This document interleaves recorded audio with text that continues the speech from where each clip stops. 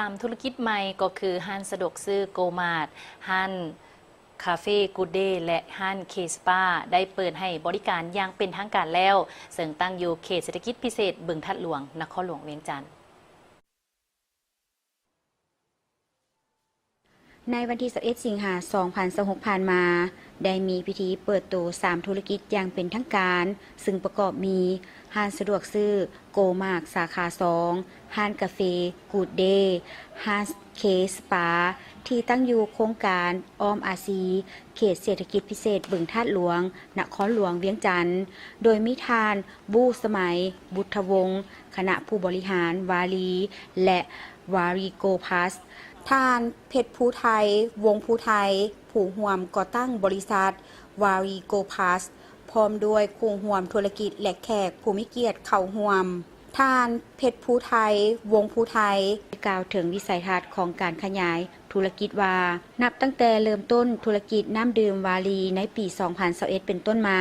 บริษัทมีความตั้งใจที่จะสร้างธุรกิจที่ตอบสนองวิถีชีวิตประจำวันของสังคมจากความต้องการของผู้บริโภคในปัจจุบันที่เน้นความสะดวกว่องไวมั่นใจและประสบการณ์ที่ดี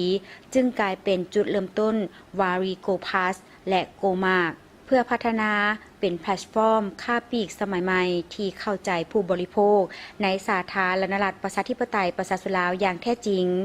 ในอนาคตบริษัทมีแผนจะขยายการบริการสั่งซื้อผ่านระบบออนไลน์และจัดส่งเองพร้อมทั้งมุ่งเน้นการเติบโตอย่างมีคุณภาพสร้างโอกาสให้ผู้ประกอบการท้องถิ่นและสร้างเวียกเฮ็ดงานทำให้คนหุ่นใหม่เฮาเป็นแบรนด์เนาะที่ตั้งขึ้นมาโดยคนลาวเนาะแล้วก็เฮายังยืนยันว่าเฮายังเอาผลิตภัณฑ์ภายในเป็นตัวตั้งฉะนั้นล่ะสินค้าที่อยู่ในมาร์ทเฮาจะให้บริมสิทธิ์ของผลิตภัณฑ์ลาวอยู่แล้วฉะนั้นเขาเอิ้นว่า local come first เนาะฉะนั้นล่ะสินค้าจากคนลาวเฮาแม่นยินดีต้อนรับเข้ามาอยู่ในมาร์ทแล้วก็จะมีเรื่องของการนโยบายส่งเสริมเรื่องของการขายอายุงานหรือว่าการเฮ็ดสัญญาที่เอื้ออำนวยให้แก่สินค้าของเราเองเนาะแล้วก็แน่นอนว่าการสร้างเวียกเฮ็ดงานทำธุรกิจไปตั้งอยู่ใส่เวียกเฮ็ดงานทำก็ต้องมาอยู่หันฉะนั้นพนักงานอย่างกระยาต้องแม่นคนลาวก่อนลักษณะนี้จ้ะถึงแม้นว่าเนาะ3ธุรกิจเนาะห้างสะดวกซื้อห้างสปาแล้วก็ทางห้างคาเฟ่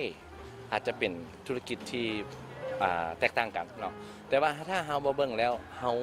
เล็งที่กลุ่มลูกค้าที่กลุ่มเดียวกันก็คือเฮาสร้างธุรกิจ3อย่างที่ให้ตอบโจทย์เรื่องของการดำรงชีวิตภายในจุดเดียวก็คือซื้อเครื่องอยู่ห้างสะดวกซื้ออาจจะล้มเวียกล้มงานหรือสังสรรค์กันอยู่ห้างคาเฟ่แล้วก็สร้างความเอิ้นว่าสุขภาพที่ดีนะครับความผ่อนคลายได้ที่สปาบนเดียวเลยฉะนั้นมาจุดเดียวนี้ท่านจะได้แบบใช้เวลาเต็มมือได้เลยการเลือกเปิดสาขาใหม่อยู่เขตเศรษฐกิจพิเศษบึงธาตุหลวงนครหลวงเวียงจันทร์เนื่องจากเป็นสถานที่ที่มีศักยภาพและเป็นจุดรวมของชุมชน